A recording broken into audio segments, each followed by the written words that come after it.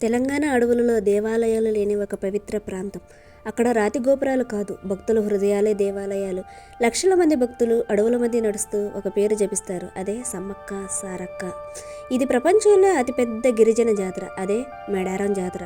చాలా ఏళ్ల క్రితం తెలంగాణ ప్రాంతంలో గొండ్ల గిరిజనులు నివసించే అడవులు. అక్కడ పాలకులు ప్రజలపై భారమైన పన్నులు వేసేవారు.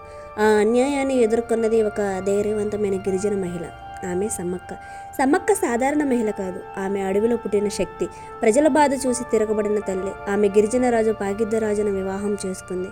వారికి ఒక కూతురు కూడా పుట్టింది. ఆమె సారక్క. తల్లి ధైర్యం, కూతురి త్యాగం, ఈ ఇద్దరు కలిసి అన్యాయానికి ఎదురు నిలబడ్డారు.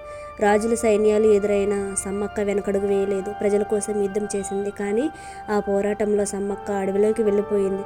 శరీరం కనిపించలేదు, కానీ శక్తి మిగిలింది. కొంతకాలానికి సారక్క కూడా తల్లి బాటలోనే అడవిలోకి కలిసిపోయింది. అప్పటి నుంచి ప్రజలు నమ్మారు, అమ్మలు అడవిలోనే ఉన్నారు, మనల్ని కాపాడుతూనే ఉన్నారు అని. అందుకే సమ్మక్క సారక్కలను రాతి విగ్రహాలుగా కాదు, అడవి దేవతలుగా పూజిస్తారు.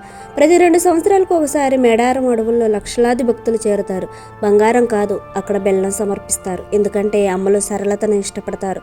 కులం లేదు, మతం లేదు, పెద్ద పెద్ద తేడా కూడా లేదు.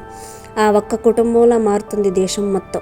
మేడారం జాతర ప్రత్యేకత ఏమిటంటే దేవాలయం లేదు, శిల్పాలు లేవు, అంగరంగ వైభవం కూడా లేదు, కానీ భక్తి మాత్రం ఆకాశాన్ని తాకుతుంది. ఇది కేవలం పండగ మాత్రమే కాదు, ఇది గిరిజనుల ఆత్మగౌరవం, ఇది అమ్మలపై నమ్మకం, ఇది త్యాగానికి గుర్తు. మేడారం జాతర మనకు నేర్పేది ఒకటే, శక్తి అంటే అధికారం కాదు, ప్రజల కోసం త్యాగం చేయగల గుండె. అడవులో పుట్టిన ఆ శక్తికే ఈరోజు లక్షల మంది భక్తులు నమస్కారం చేస్తున్నారు.